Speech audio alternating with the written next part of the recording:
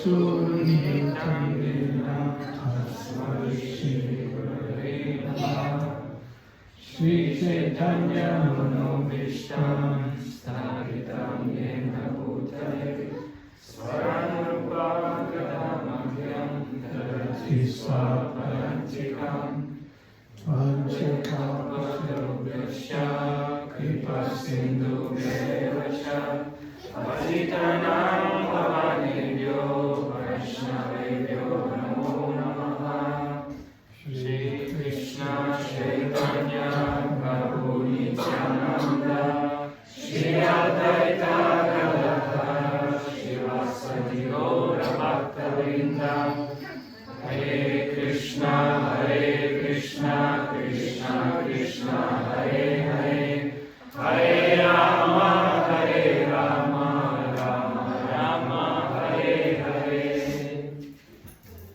Hare Krishna. Thank you for inviting me to your Sunday gathering.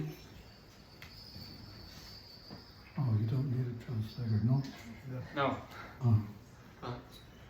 Yeah, that's good. I always get my classes translated. Makes a nice change to just speak English.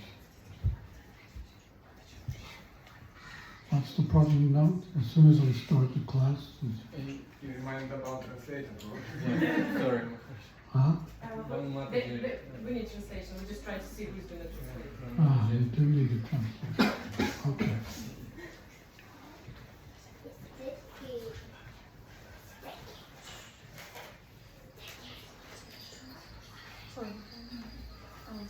Can I just translate maybe to one market? We will be quiet and we can speak That's without fine. any That's fine.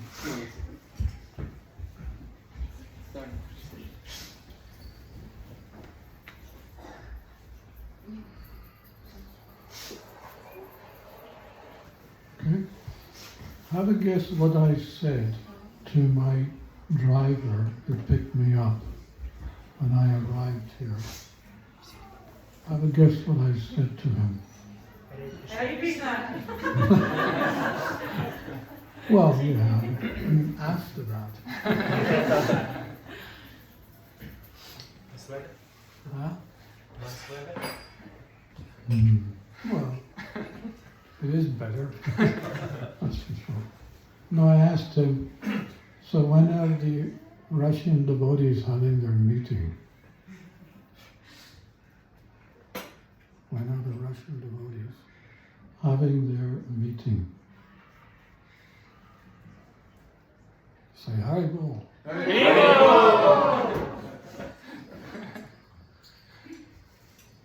Because, you know, I've been giving classes to Russians, Ukrainians, and Lithuanians so many years now. So I've adapted a taste for giving classes to you folks. So it's really nice to be here with you all. So the topic today is, I think it's about the holy name, isn't it? Yep. Yeah. Some japa or japa workshop. Yeah. Okay. Are you the boss here? No. You look like a good boss. Anyway, so I can go through some of the things which I usually do in a japa workshop, if you like. You like it? And at some point we'll also do an exercise or two.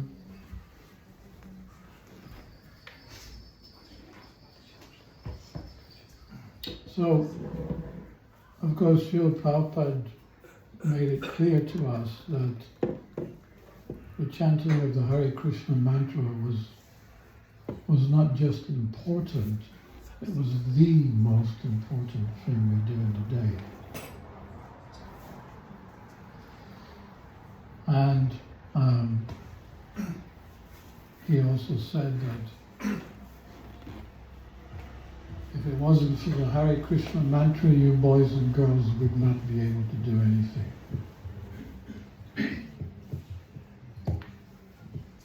And he said 90, sit down. Down.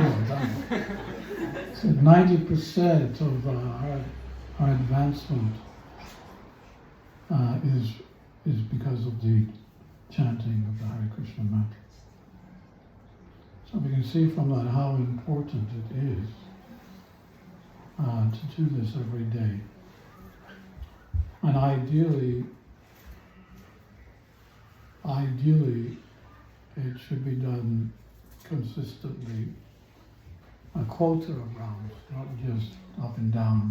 One day I'll do 5 or 10, next day 2 rounds, and like that. But rather a quota. So you pick a quota, whether it's 4 or 6 or 8 or 16, whatever your level is, but do it every day. It's only then will you be able to make some headway in spiritual life.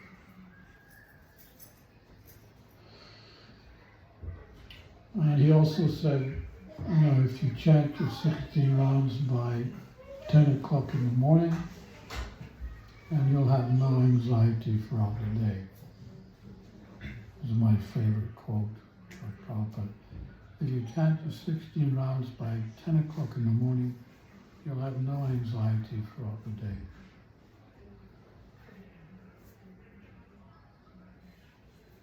So, needless to say, you need to chant as early as possible.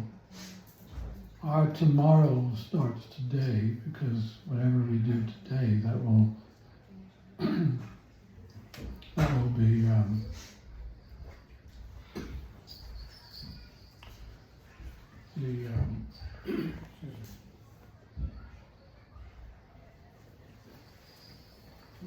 impetus.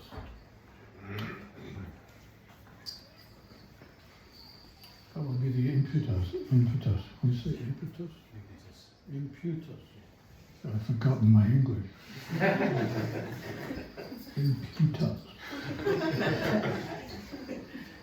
To do some good rounds, early rounds.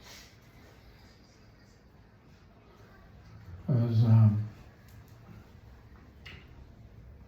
story, one of my stories. I bought my book, by the way, Inspirational Stories.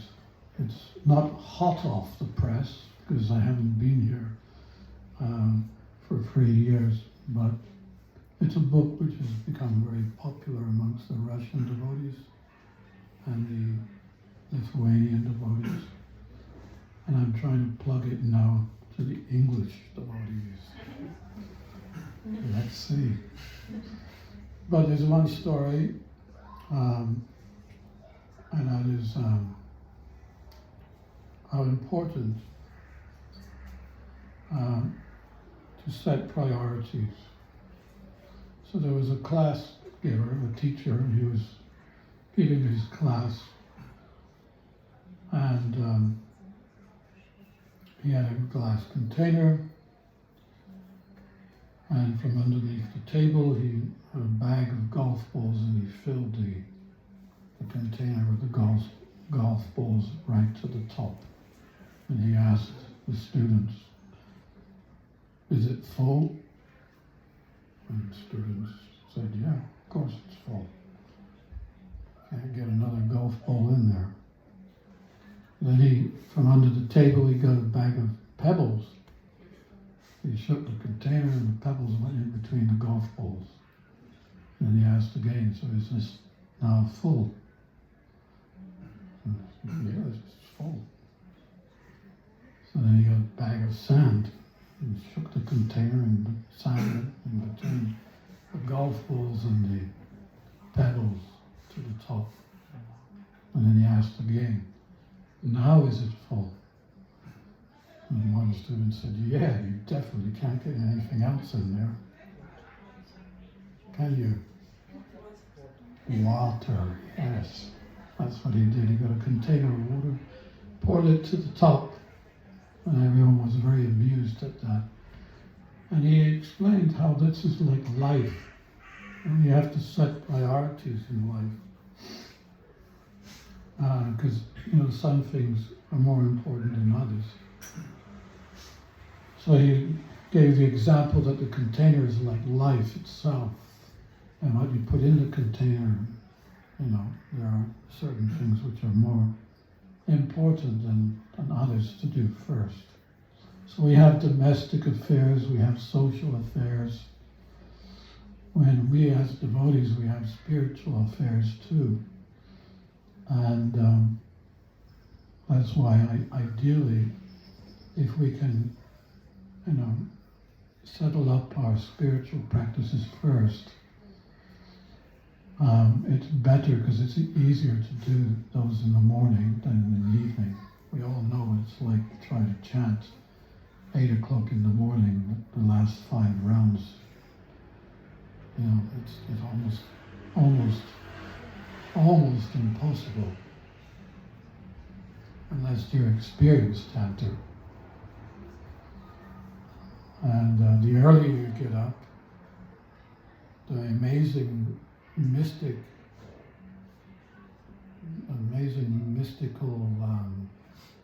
experience, almost as if time stands still, and you're chanting away. Let's say you get up at 3 in the morning, and within no time, of course it's the same time, but it seems like no time, you do 16 rounds. Whereas in the evening, if you try to chant even 1 round, it'll take you half an hour just to do 1 round. It's almost as if the time speeds up. So it's a very interesting phenomenon. So if you haven't experienced getting up really, really early chanting, it's a wonderful experience. Try it. But anyway, to get up early, you've got to take rest early, and that's why I say, tomorrow starts today. What we're going to do today, that will determine what we'll do tomorrow. If you're up late, you'll get up. If you're up late in the night, you'll get up late next morning. But if you can get up early and chant your rounds, like Prabhupada said, by 10 o'clock in the morning, there will be no anxiety. Not only there will be no anxiety, but whatever you have to do during the day, you'll do it that much more easier and have a better result. Guaranteed.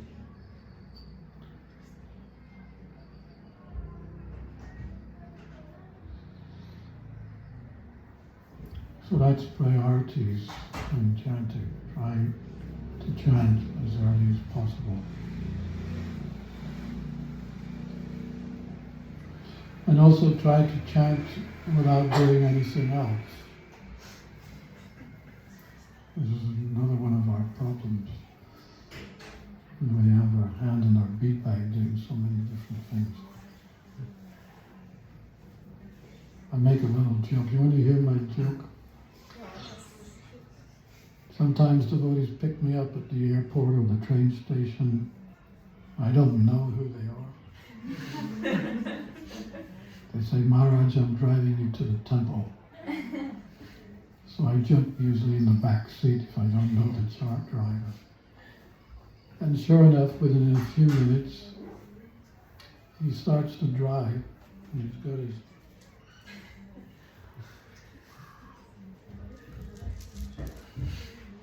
so he's holding the steering wheel on this side, like this.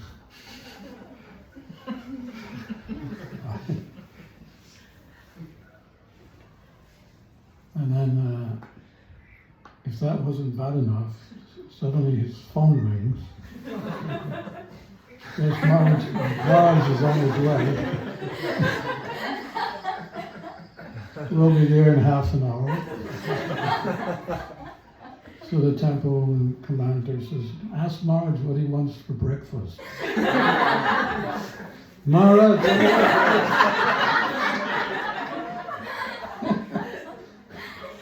And if that's not worse enough, he may be a businessman too, and his other phone rings.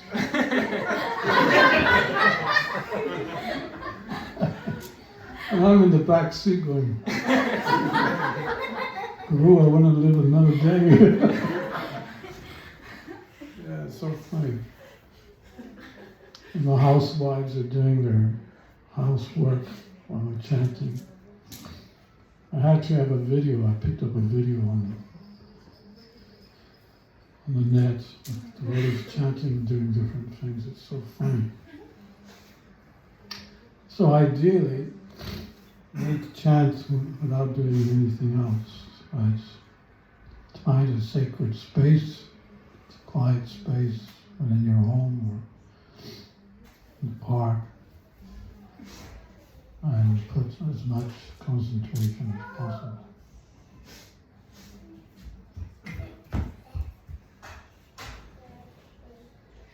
One time, it was in the early days when Prabhupada was preaching to the hippies. One hippie said, you say we need to chant Hare Krishna, but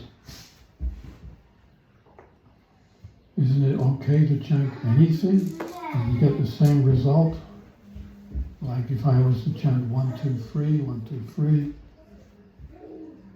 Prabhupada said, well, you can chant 1, 2, 3, and when you've had enough of chanting 1, 2, 3, try chanting Hare Krishna.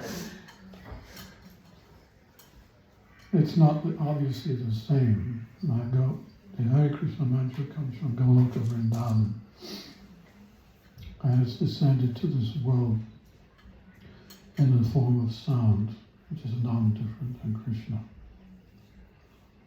So, the more you chant, and the more you want to chant. That's the idea. The less you chant, the less you want to chant. So, 16 rounds, Prabhupada said, but that is the minimum.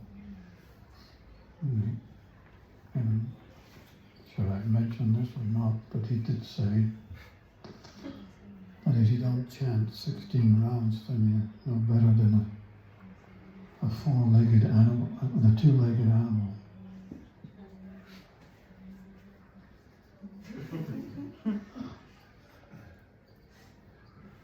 He said it's the 16 rounds that bring you above the three modes of material nature. If you want to be transcendental to the three modes, then 16 rounds a day is sufficient.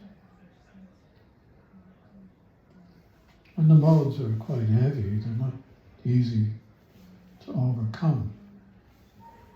Some days are better than others, but when the full force hits you, you're all over the place. But, for a devotee who's regularly chanting 16 rounds, he's not affected by the world around him. He can go anywhere.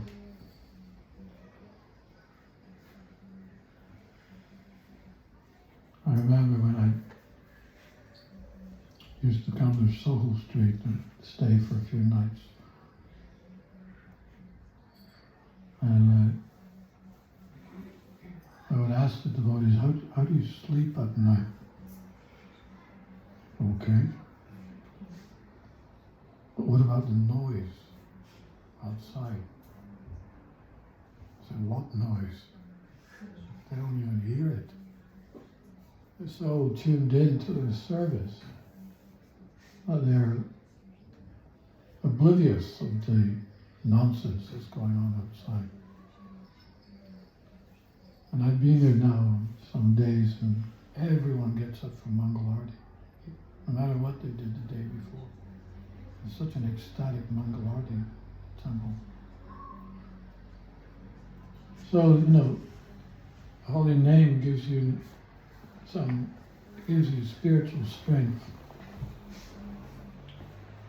So it recharges you every single day, the charge that you need to face the world, which is not exactly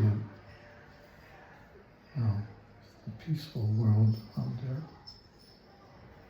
But not only can we face the world, but we can even face the people of the world who are in Maya and present Krishna consciousness to them with conviction.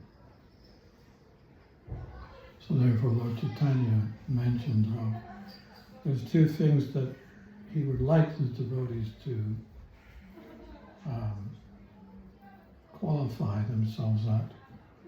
That is, one, to have a taste for the holy name, and number two, to give the holy name to others, help him spread the Sankirtan movement.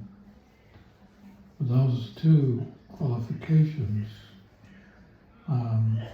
nothing can touch. And also, Haridas Thakur mentions something similar. He said, if you chant the Hare Krishna mantra regularly, consistently every day, and associate with devotees, then Maya cannot enter into your life. You're insulated, like the wire is insulated, is being insulated. So, these are some of the benefits of chanting daily. Other benefits are that your mind becomes peaceful, your senses become illuminated with knowledge, your false ego becomes deflated,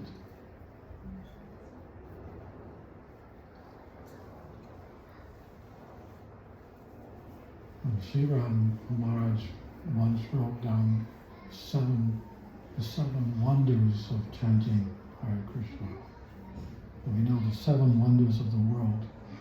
We also have seven wonders of chanting Hare Krishna.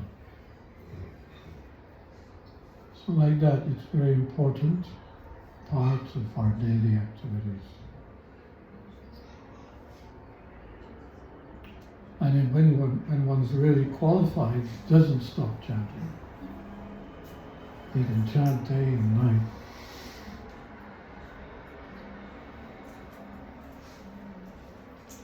The Goswamis,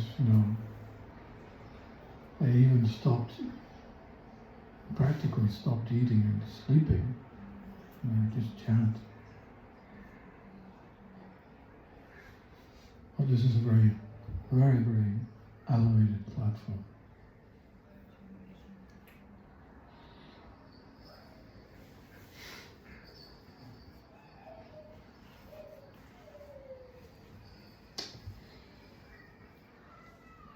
One other important thing in our daily chanting is that we make sure that our blueprint is correct. We have been given the Maha Mantra. The Maha Mantra, the Hare Krishna mantra.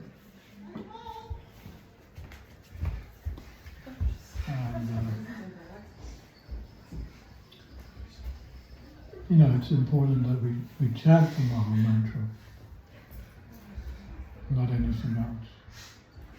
One time there was a devotee outside Prabhupada's room, and he was chanting snick, snick, snick, snick. I don't even know how to imitate it. And he told his servant to go and tell the devotee to chant properly. You tell him if he wants to go to Snick Snick's Loka,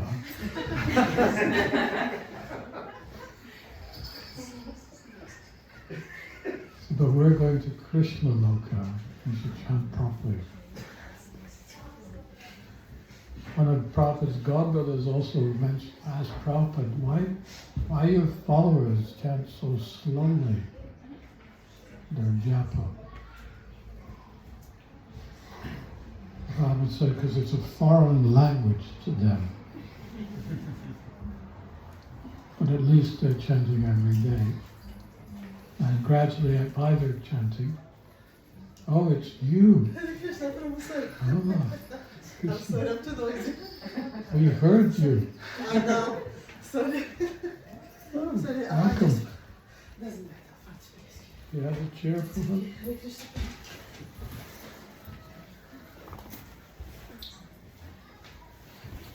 Oh, you're okay. You're okay. Do you have another chair? Yes, we have.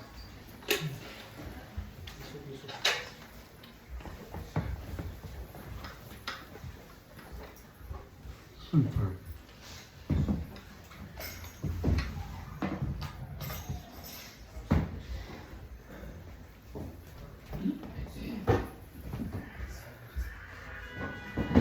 Now, what was I saying?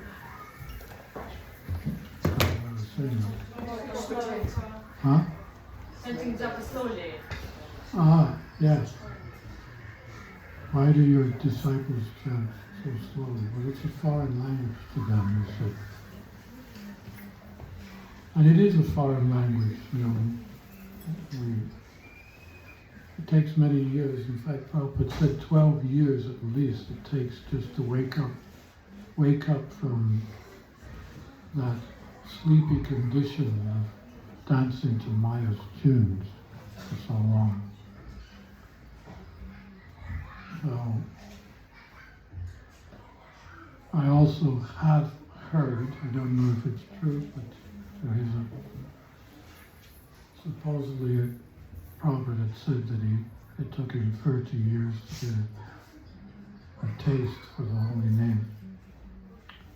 But even if that's not true, I can safely say that that's what happened to me. I got, wasn't until some 30 years before I had a little attraction for the holy name.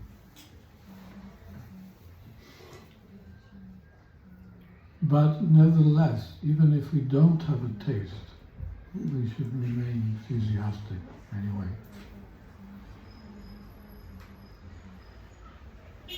Because this is all to do with our attitude of chanting. I can give you one little demonstration, which is, you know, the wrong attitude, okay? I'll just let you know this is the wrong attitude. In case you think, Maharaja taught us how to chant today. Okay, so here's the wrong attitude.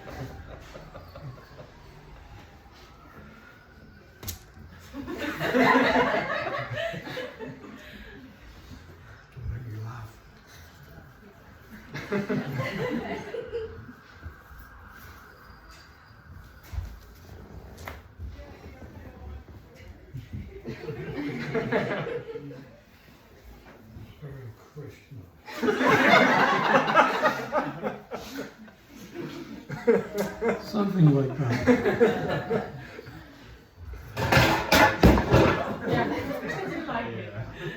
And that's the reaction you get.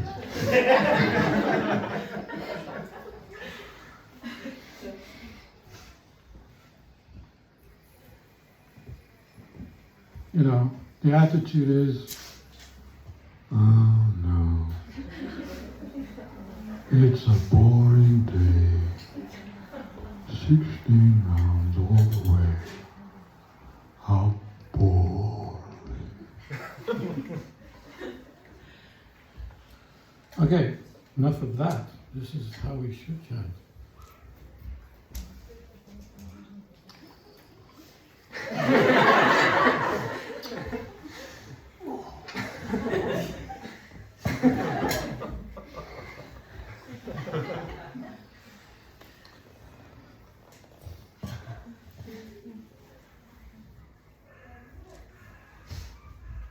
Yes.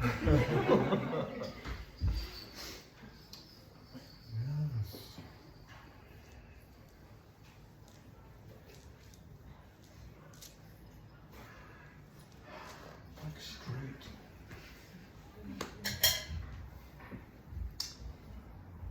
Hare Krishna, Hare Krishna, Krishna Krishna, Hare Hare, Hare Rama, Hare Rama, Rama Rama, Hare Hare. Hare Krishna.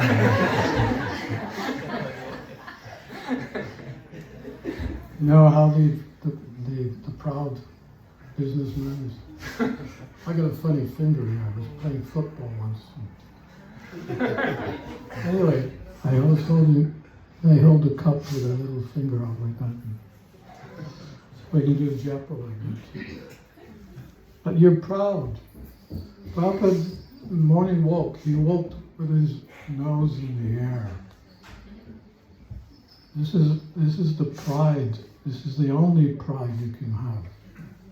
To be proud of being a devotee, and to be proud to be able to chant in the holy name of the Lord.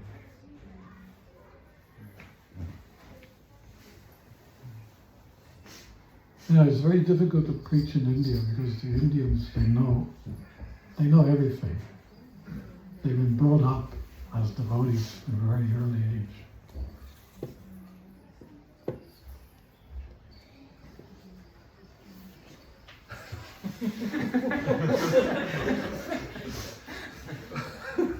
I know how you feel. It's not an easy world, is it? So, what was I saying?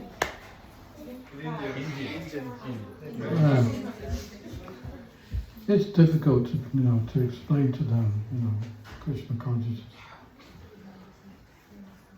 So, in fact, when Prabhupada used to preach to Indians, he was really heavy with them. He was like a lion. In Los Angeles, he would be like a lamb.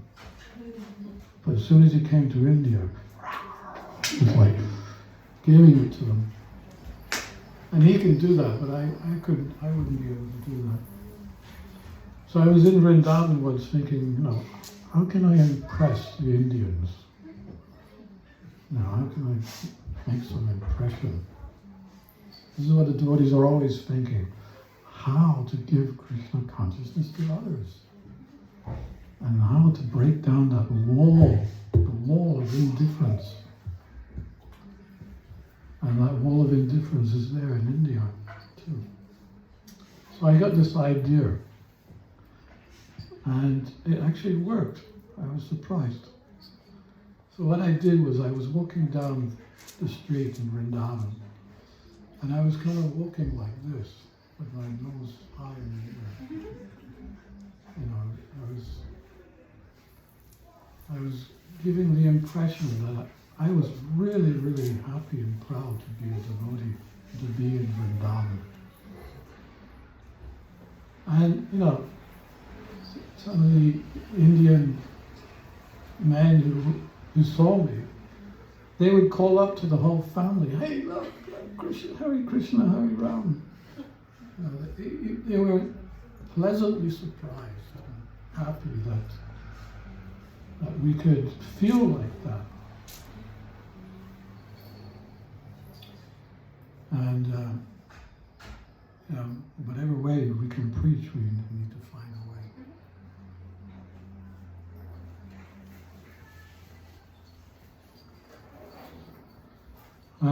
So what was I saying?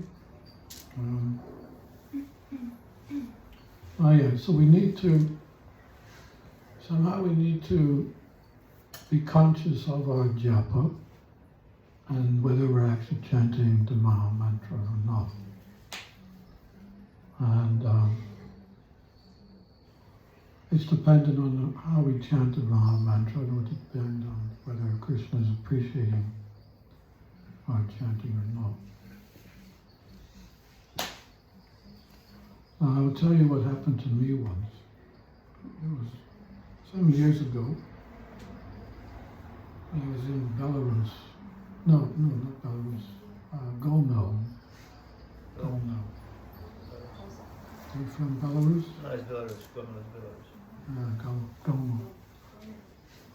And I was chanting in my room that I was staying, and some followers came knocking on the door and asked, can we record your japa? So I said, okay, well, you just put the recorder down and I'll be here chanting, and then later you can come and collect it. So I was chanting away. And they, after a couple of hours, they came back. They took the recorder. And 2 weeks later, I got an email. Maharaj, we have listened to your japa.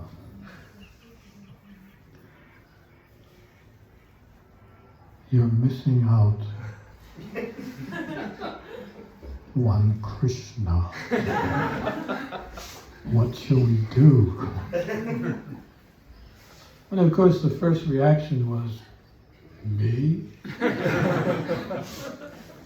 Do you know who I am?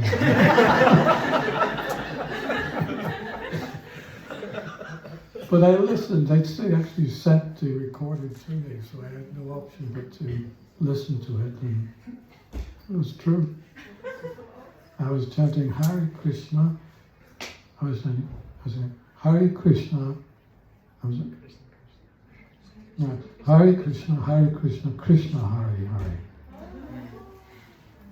And I didn't even know how I was doing it. So I was wondering, how long have I been doing that? So I knew I had to start, and I had to make a new blueprint to my japa. And this is the way I did it.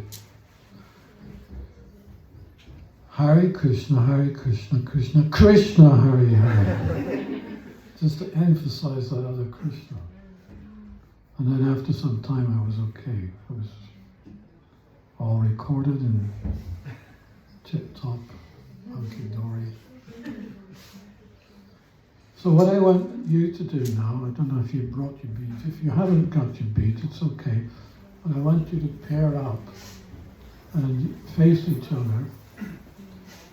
Yeah, if you have your beads, you can get them. You pair up and face each other.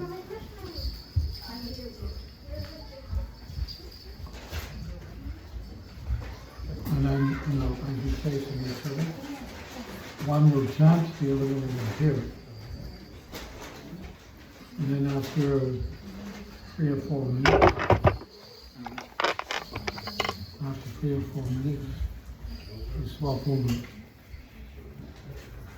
So like, each one of you hears the other chanting.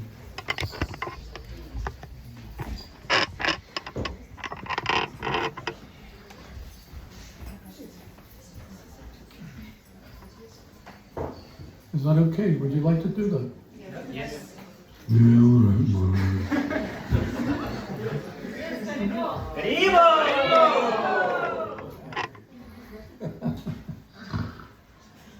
I'm only joking. I'm from England. What can I do? They're always joking around. Do they still joke, the English? Yeah. Yeah.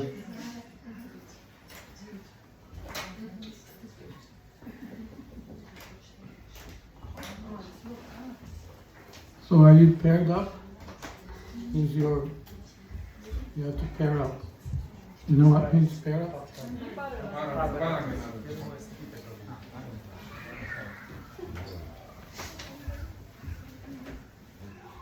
You can pair up with him behind you. The one sitting next to you. Okay? Yeah, you too. And then the boy with the glasses. And this boy with glasses. You turn around to the man sitting on the chair. And not you. You come here. You come here.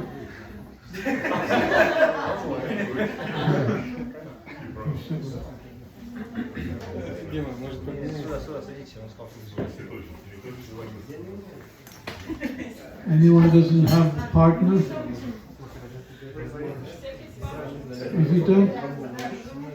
If you don't have a partner, there can be 3 of you in the group.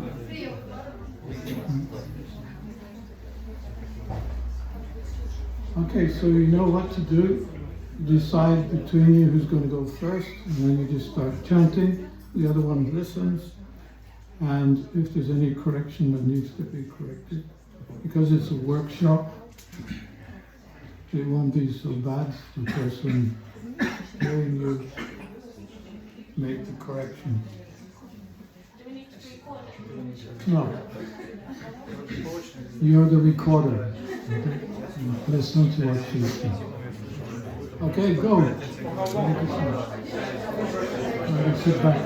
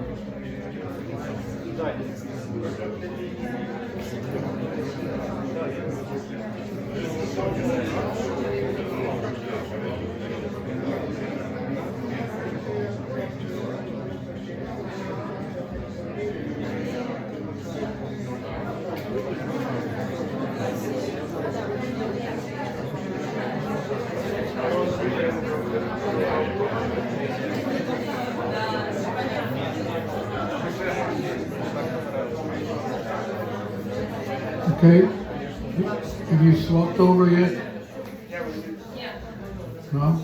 Are we supposed to do 16? Swap. Swap over quickly, we have another 1 minute to go.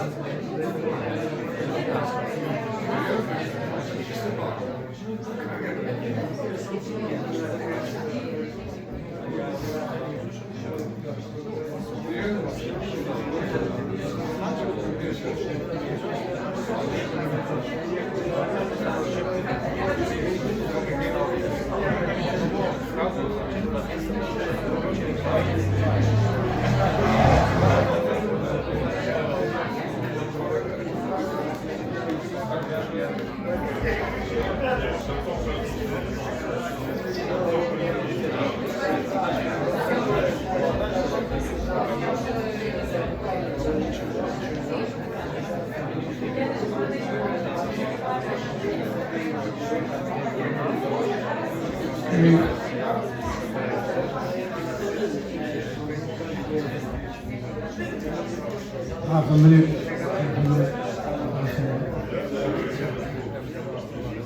give feedback quickly.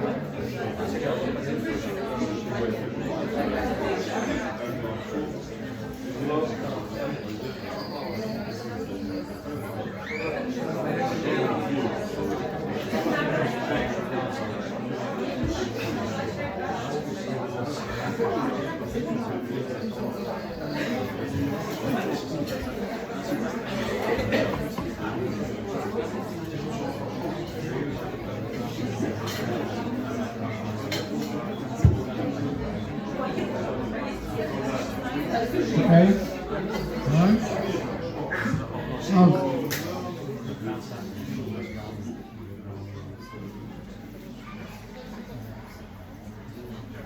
So did anyone say, who, me?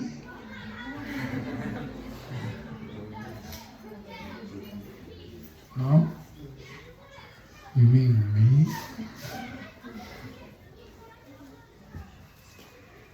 Anyway, so if that was helpful, if someone tells you how you're judging, what's up with you again? So, yeah. You want to sit next to me? I'll look after you.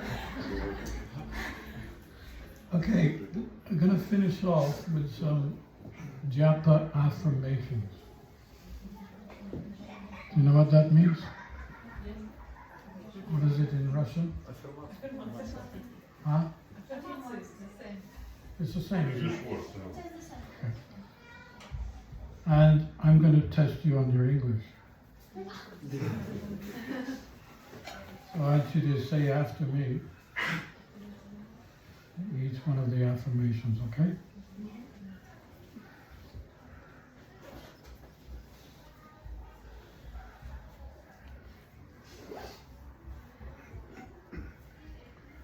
I am happy, enthusiastic, when I chant my daily japa. I get to chant. I want to chant. I love.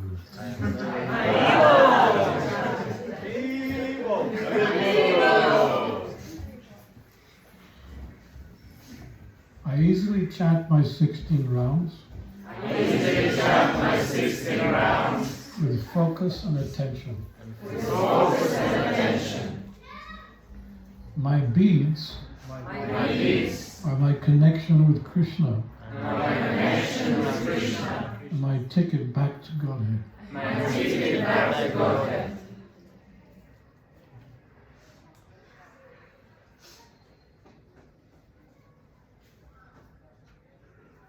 One time there was a bead bag hanging on the wall.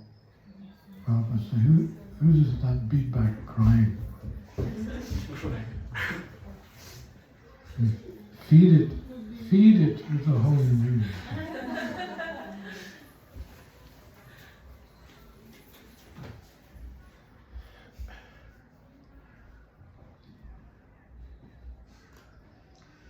Just on the subject of bead bags, it's also important to clean your bead bag at least once a week. Sometimes in my japa workshops I tell everyone, okay, bring your beads on the table. So everyone really enthusiastically bring their beads on the table. And I say, thanks a lot. Now I have a different set of beads to chant on every day. And they go,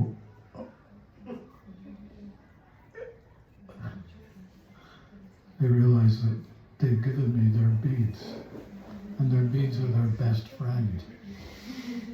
So if their beads are your best friend, then how is your bead bag? So what I do is I check each bag, and I'm looking at it.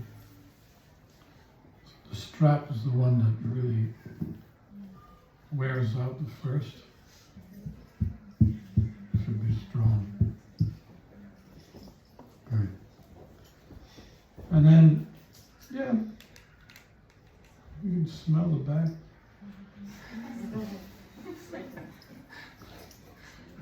See if it's dirty or not. You can smell. Anyway, there's different things. What's inside the bead bag? Is it beads or anything else?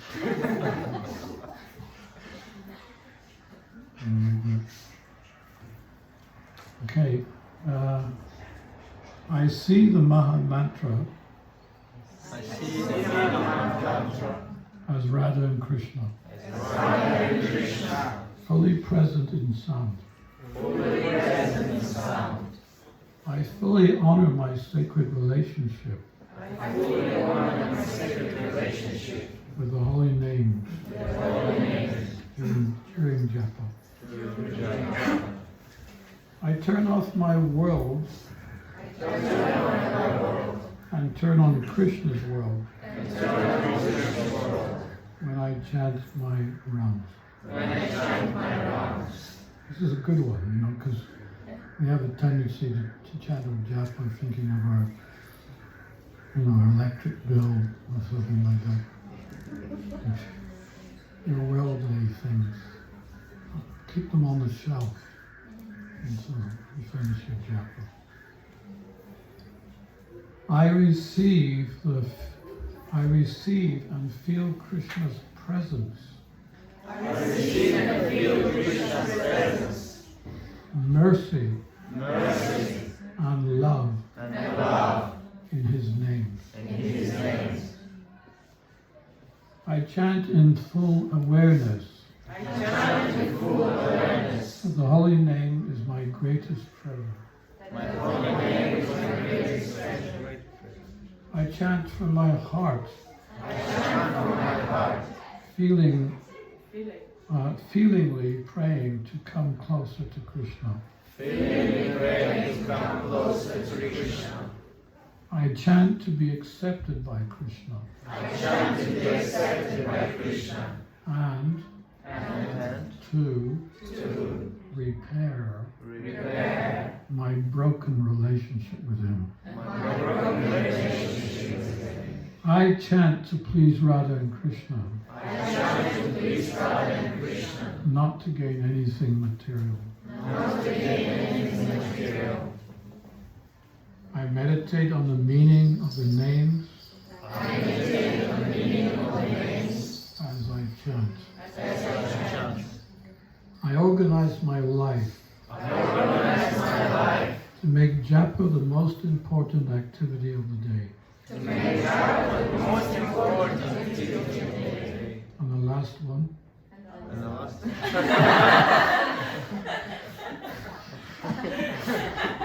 I knew you were going. I am totally dependent on Guru and Krishna to chant quality japa.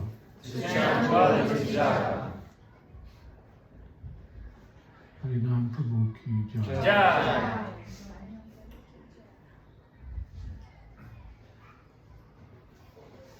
And one more exercise before we finish. Because sometimes we do actually think that the japa is really difficult. Don't we?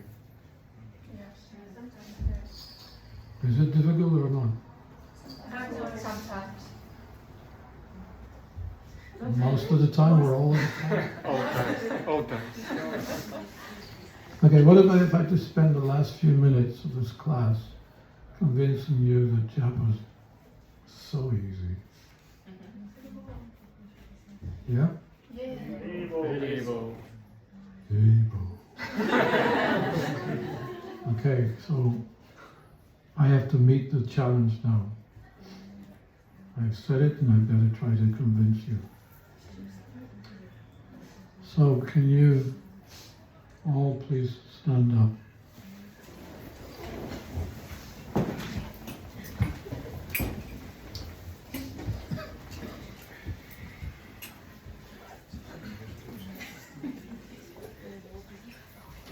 And I went to Vaishnavis to put your hand in here, hand in here. Just the Mataji's and Vaishnavis. And I want you to stand on the tips of your toes.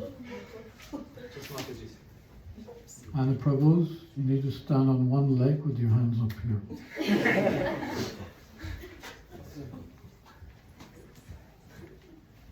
And this is the austerity in the Satya Yuga. They would perform this austerity for many, many days, weeks, months, and years.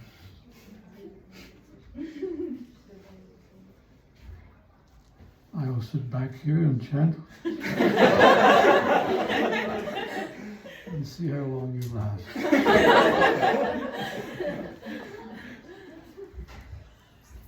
And we hope the GBC doesn't walk in.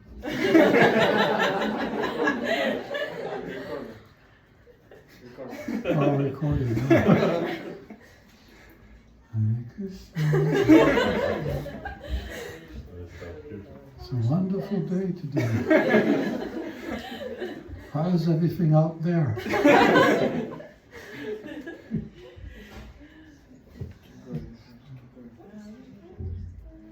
Getting tired?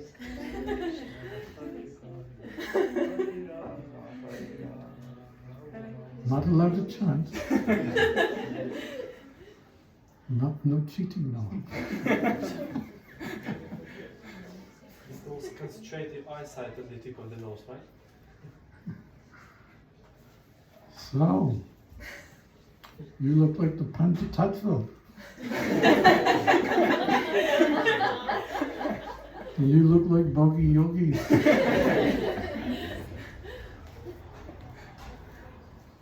What do you think?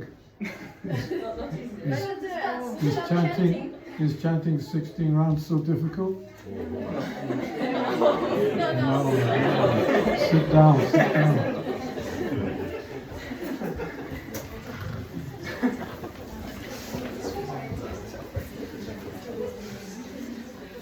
Well, the next time you pick up your bead bag and you think, oh no, not again.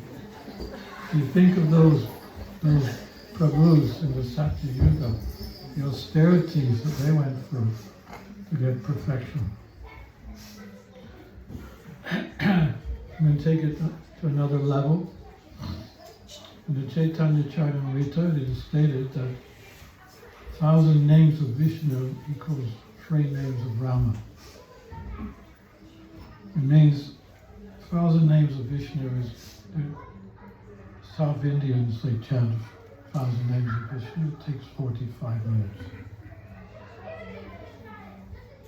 So within that 45 minutes of chanting the 1,000 names of Vishnu,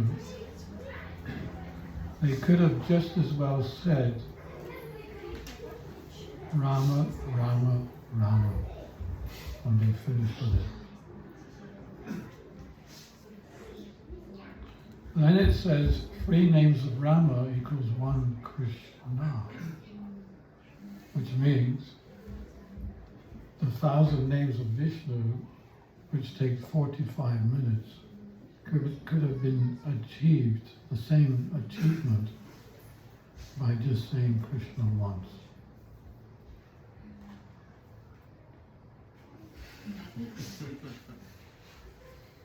Isn't that wonderful? Haribol.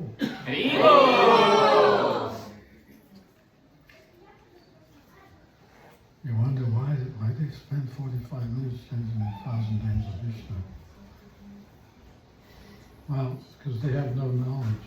They have not received the confidential knowledge that we have. We know that chanting Krishna's names, the Maha Mantra, is the most sublime mantra. One can easily attain perfection without wasting any time, extra time. I'm going to take it to the next level. Oh, first I'll ask again, is chanting 16 rounds so difficult? No.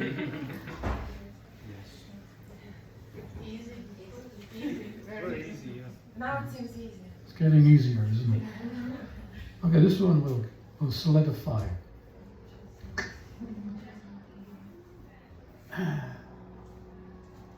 can remember it. Oh yeah. When Prabhupada first initiated his first disciples, he taught them to follow the four regulative principles and chant every day 64 rounds. After a couple of days, the disciples came to Prabhupada and said, Prabhupada, 64 rounds is too much. So Prabhupada was thinking for a while and he said, okay, you chant 32 rounds every day. So they went off and chanted 32 rounds a day. Again they came back to Prabhupada and said, Prabhupada, even 32 rounds is too much. We have so many different services.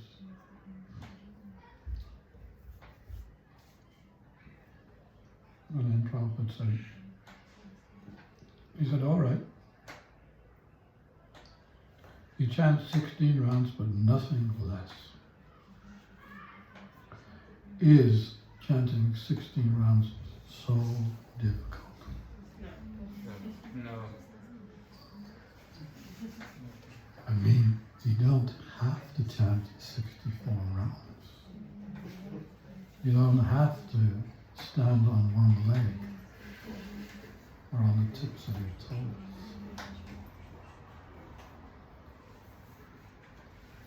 So that's the mercy of Lord Chaitanya. Easy, sublime way to perfection.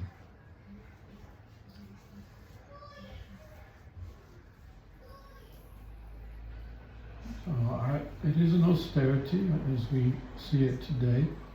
I have not enough practice. But you will see, if you can remain sincere and just do it every day, no matter what, just do it. Then there will come a day when you will enjoy so much enjoy that you finish your 16 rounds and then you think, that was great. I'll do one extra round today. There will be no more of this. You're on your last round.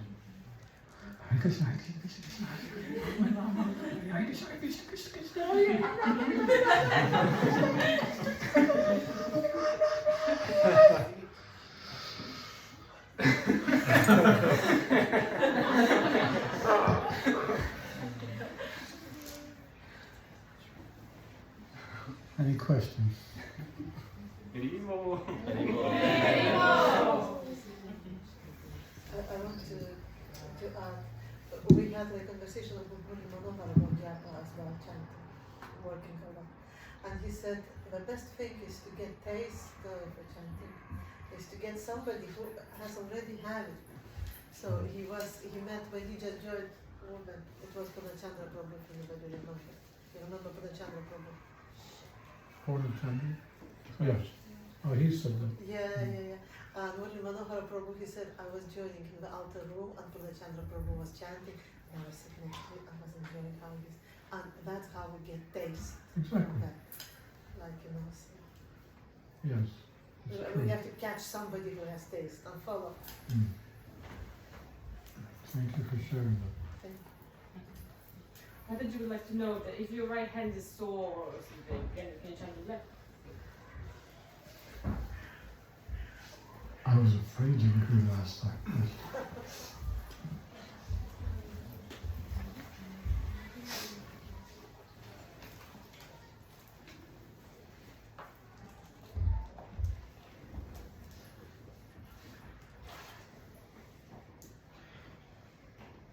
Yes.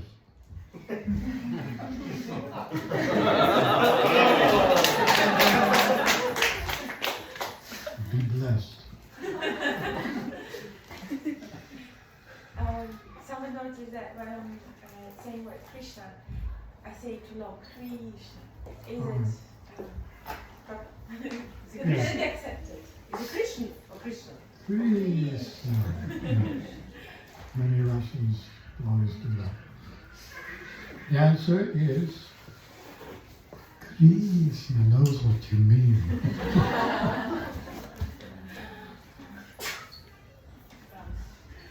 And there are different languages in the world, and they have some little slants, different slants. But Krishna knows what you mean. You'll accept it. Krishna. It's sweet. Krishna, he's the source of variegatedness. He's the source of variety. So he's the one that gave you the language. He's the source of all languages. So in one sense, it's his fault. How can we blame you? Yeah, anything else? Yeah. Did you have your hand up? Sorry. No, Maharaja first. Thank you so much. Please explain to me this is our first program. But I understand like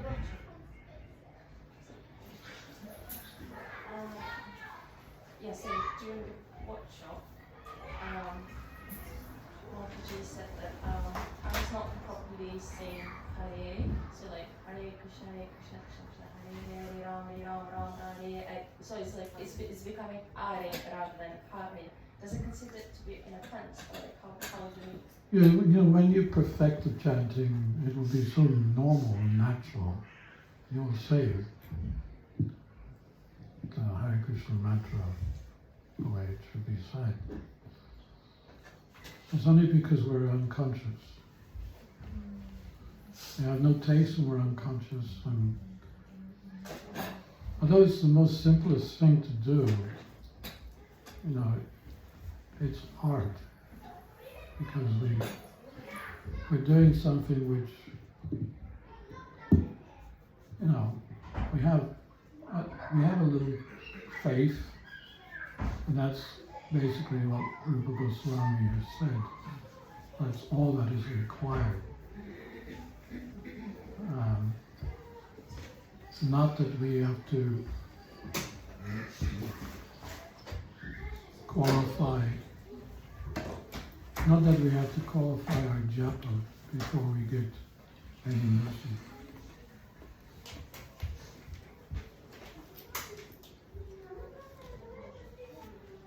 But instead it's more like you chant to become qualified. Not that you become qualified, then you chant.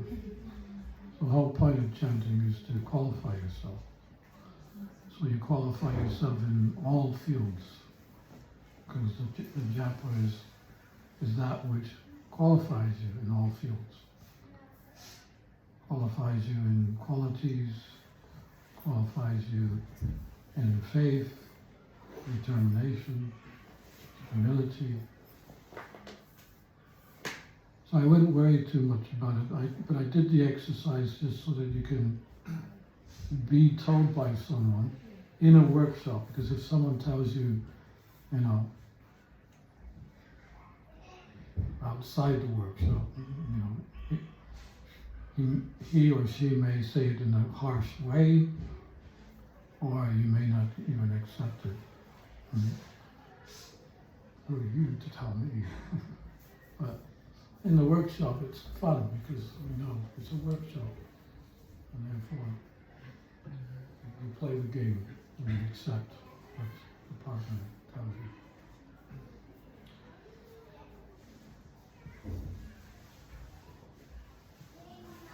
There's a verse in the 10th canto of Srimad Bhagavatam where Krishna says, if someone just once says my name, I am completely indebted to that person.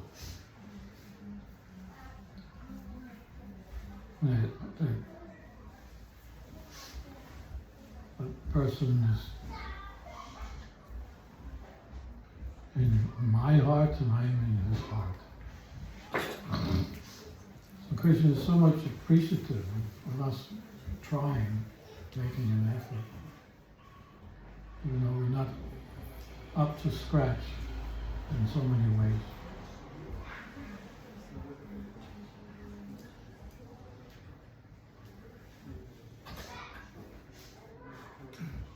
So we need, just a little bit of faith to begin with.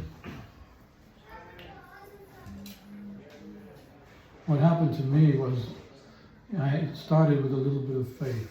Actually, I didn't have any faith in the holy name at all. I started by coming to Berry Place Temple for a Sunday feast. And I won't make you envious and tell you what was on the 2 plates that we were given every Sunday. 15 preparations. Cooked in ghee. Prabhupada called it what did he call it? The liquid gold, called ghee, liquid gold. I'm telling my disciples, that I'll give, at your initiation, I'll give you 2 mantras. One is the Maha Mantra, and the other one is Ki, ki, ki, ki, ki, ki, ki, ki.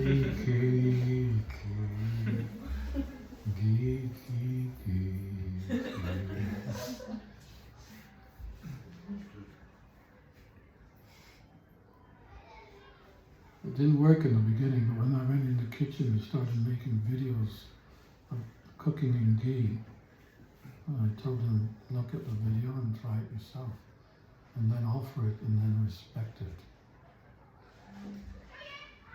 We're so used to having puris made with oil. Even difficult to say it. Oil.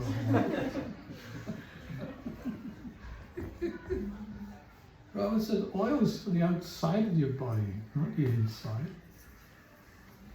He said also ghee is not just some oil, it gives you vitality.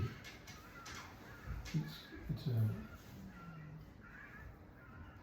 rejuvenates you. There's so much propaganda now. No. Vegan.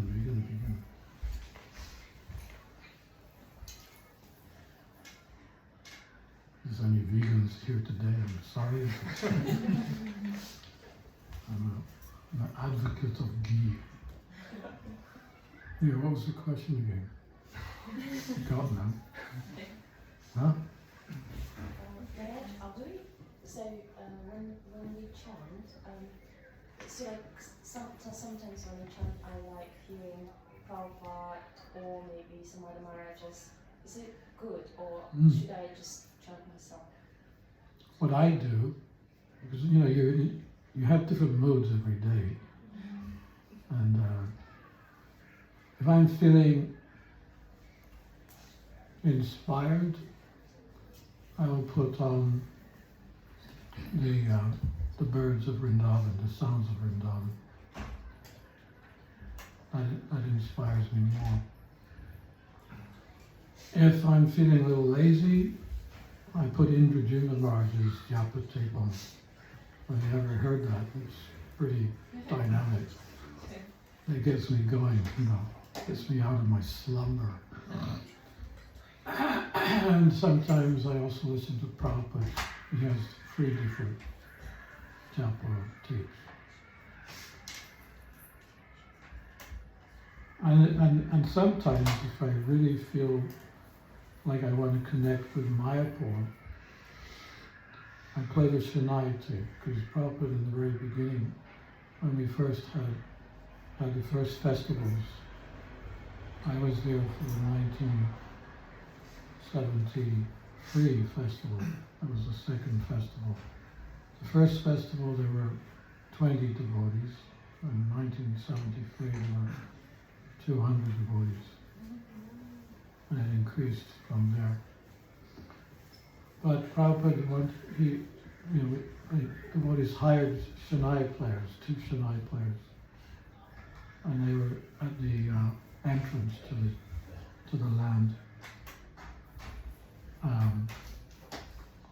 on the kind of rooftop of the gate, playing with Shanai. He said that Shanai is a very auspicious sound, and he said, I want the Shanai playing while you're all chanting your japa. And I remember that time, it was like you were in heaven. The Shanai playing in the distance and you're chanting japa, the sun is rising. So there's nothing wrong with that.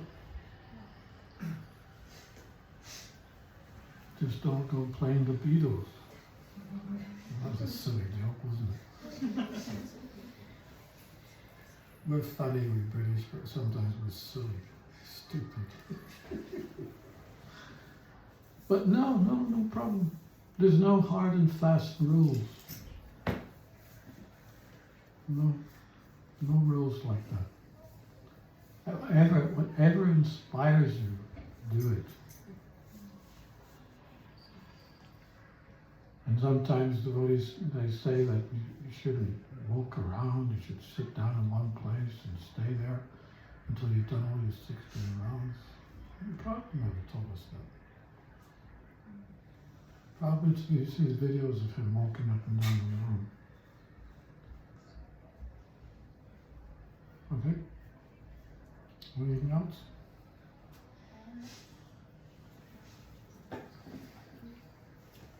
Oh, you were, sorry. Yeah. Keep forgetting. Hare Krishna Maharaj, thanks for the workshop. I had a question about what you said. You said that you didn't experience any taste for it like almost 30 years when you were chanting. I was just curious, what kept you going? What kept...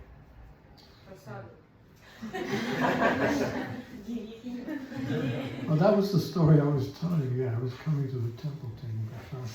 Prabhupada said you should eat as much prasad in the beginning as you like. You should walk away from the temple like a duck. And I was doing that every Sunday feast. And then the devotees said, oh, you like our food? I said, yeah. But why don't you come for lunch every day too? So for 3 months, all I was doing was, I didn't even know it was prasad. For all I knew it was good food. But then something very mysterious happened. I was on the top of a double-decker bus one evening, coming from the temple to my apartment. And without even thinking about it, without even desiring it, suddenly the holy name came out of my mouth. Something like this.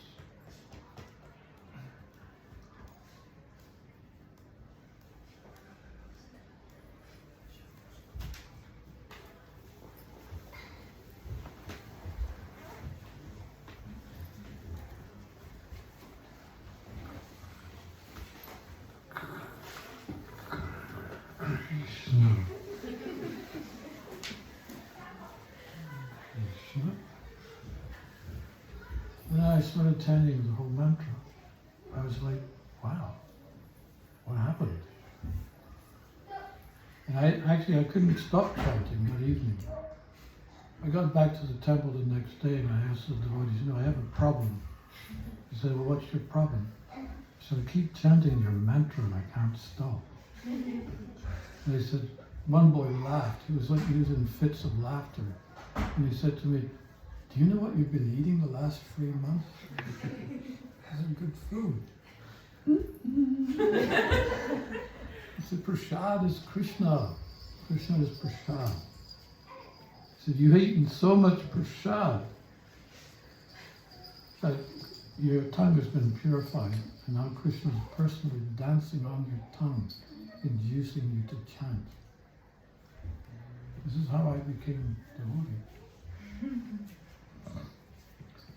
So what was the question? Forgot. What kept you going for 30 years? Oh yeah, so yeah, prasad.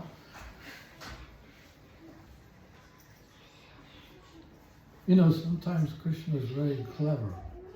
He puts you in different situations which you fully take shelter of the holy name. And I had one situation where I was on the top of a big mountain in Norway with some other brahmacharis. We had taken our tires, our winter tires off. It was in Stockholm, it was spring. We went to this one town in Norway.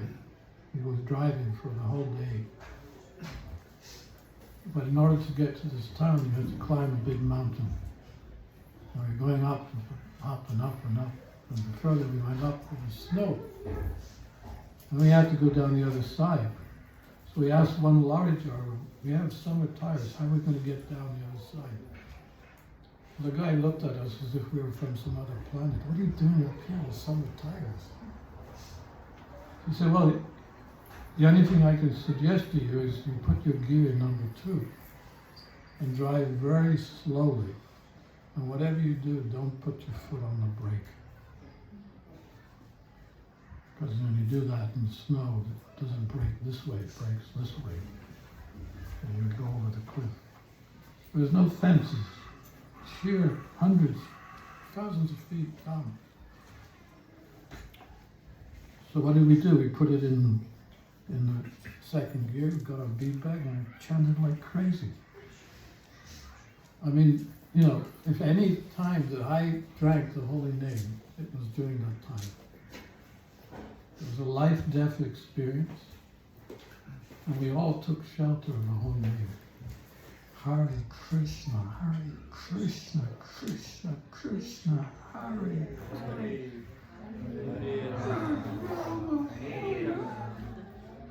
Hare. We were literally begging Krishna, save us, save us. So by the time we got to the bottom, it was at least half an hour. For half an hour, we had drunk the holy name so deeply. We were in ecstasy. We had to stop the car and get out and embrace each other and dance around. People were looking at us, who are these guys? They couldn't understand us, but we didn't care. We were experiencing a great ecstasy.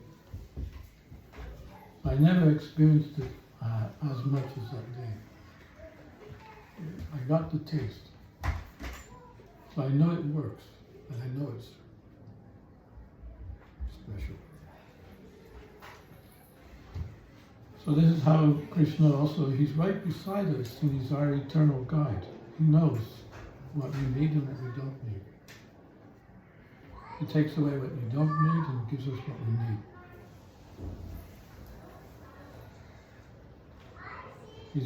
You're not in control.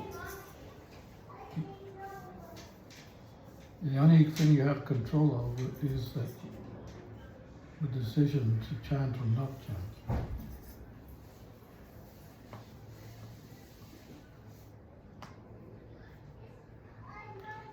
I would say the eagerness is the only price you need to pay. Otherwise, everything's free. The mantra is free, the prashadam is free. The books are more or less free. The association of devotees is free. Darshans are free. Like that. So,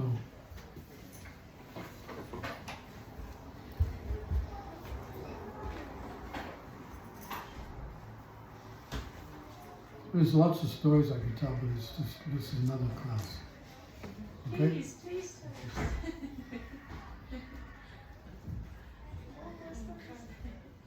No, Maharaja, you were sending some stories in Lithuanian and Russian, the other day was translated. Do you still do it? Because I'm not receiving it now. Stories and emails. Weekly wisdom. Do you still do it? And they're in this book. if you want this book, there's 64 stories. Wonderful book for children. And we have some here. I think most devotees,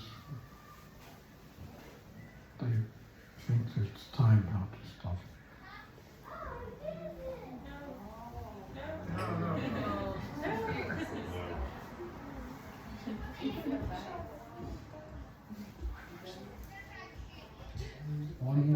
One more story.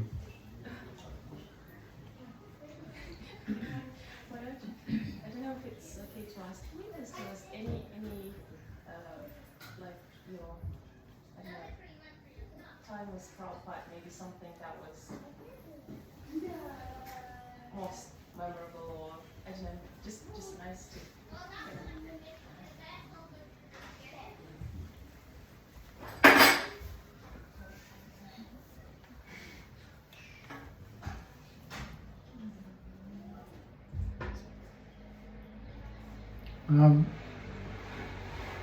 Sometimes Prabhupada was like a rose, as soft as a rose. Soft as a rose. And sometimes he was as heavy as a thunderbolt. Which story do you want to hear? Both. The thunderbolt story or the... Thunderbolt. I've only been offered one. So I'll tell you the thunderbolt one then, okay? It was in India. Temple in Hyderabad had already been opened. A year later, Prabhupada, the devotees got some land, some distance from the city, and they had cows and like that. So Prabhupada came to visit, and I was personally there myself.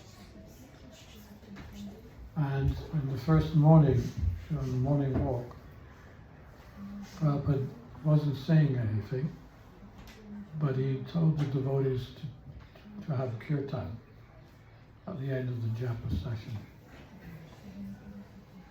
And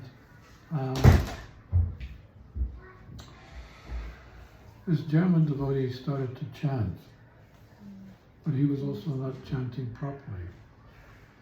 He was chanting Bhaja Hare Krishna, Krishna Krishna, Bhaja Hare Rama. And Prabhupada stopped him and he said, "What is this Bhaja?" He said, "Hare Krishna mantra bas. No adding, no subtracting." And that was the beginning of the morning. By the time we got back to the place, the place where the devotees were gathered, they had put Prabhupada's Vyasasana. In India there's like a concrete thing sometimes around a tree. So they put Prabhupada's Vyasasana on the concrete so that he would get up and give class there. So as Prabhupada got up onto the Vyasasana, he took his karta, was just about to chant Jaya Radha Madhava, and then suddenly he saw Khichdi on the concrete. And he asked, "What is this? What is this? This hasn't been cleaned." And the devotee said, "Well, we were serving Khichdi last night to the villagers, Prabhupada." So then he focused on one Indian lady, and he really gave it to her. He said, why you haven't up cleaned? You know the Vedic principles. After eating, cleaning." And it was going on. He just really, we were all shocked. He said to her, "Do you want to be like these malechas?" Meaning us. Like, I never heard Prabhupada calling his disciples malechas.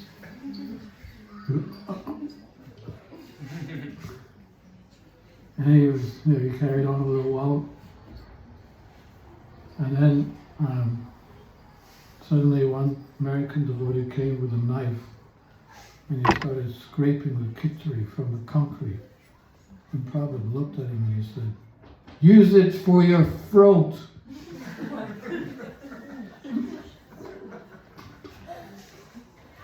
Like, spiritual master says something, you're supposed to do it. God. And then, on top of that, suddenly Prabhupada looked, there was one door closed, it was the Boga room door. And I don't know why he asked, why is that door closed? Because it's the Boga room door and you don't want to get any flies in there. But he just said, "Why is that door closed?" And then one devotee ran over and opened the door. And inside there was a British boy, British devotee, sleeping. And then the devotee came and said, "Prabhupada, there's a devotee sleeping in there." And he screamed, "Get him out of there." So the devotee went back and said, Prabhupada wants to see you." Can you imagine being woken up, in a Boga room and Prabhupada wants to see you? He came staggering out. He made a full Dandabats right on the floor in front of Prabhupada. And Prabhupada looked down to him and he said, "You're a demon devotee."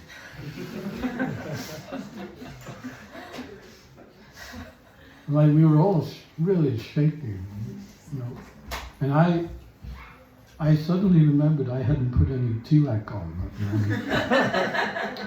So I was tiptoeing around the back of the Vyasa over to the ashram to put some tilak on.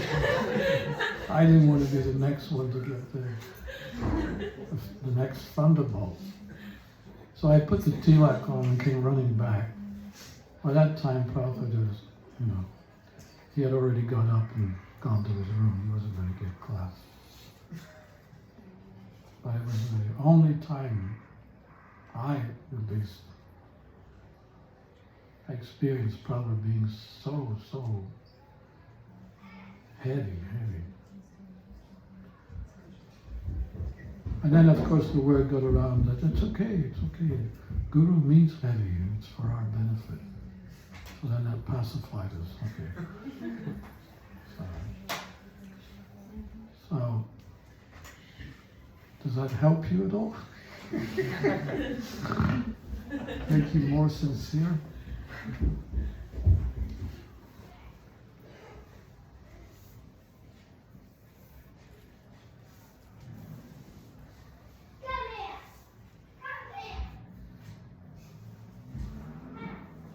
Anyway, I think I'll stop there. And I have some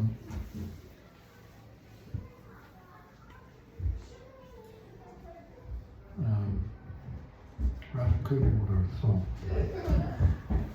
come one by one you get. Ибо. Сначала пустите Матаджи детей, а потом Прабху. Матаджи, пожалуйста, подходите.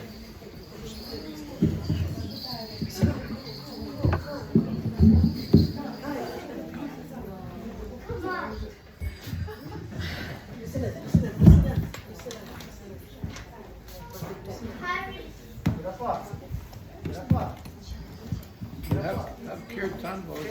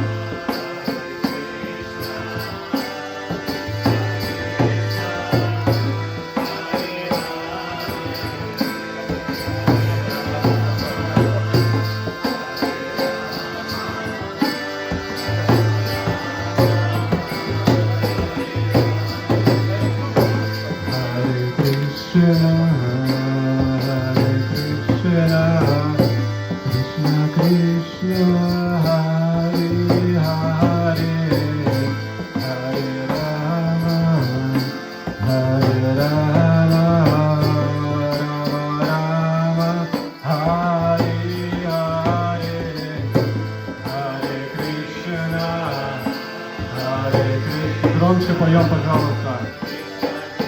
Krishna, Hare Hare Rama,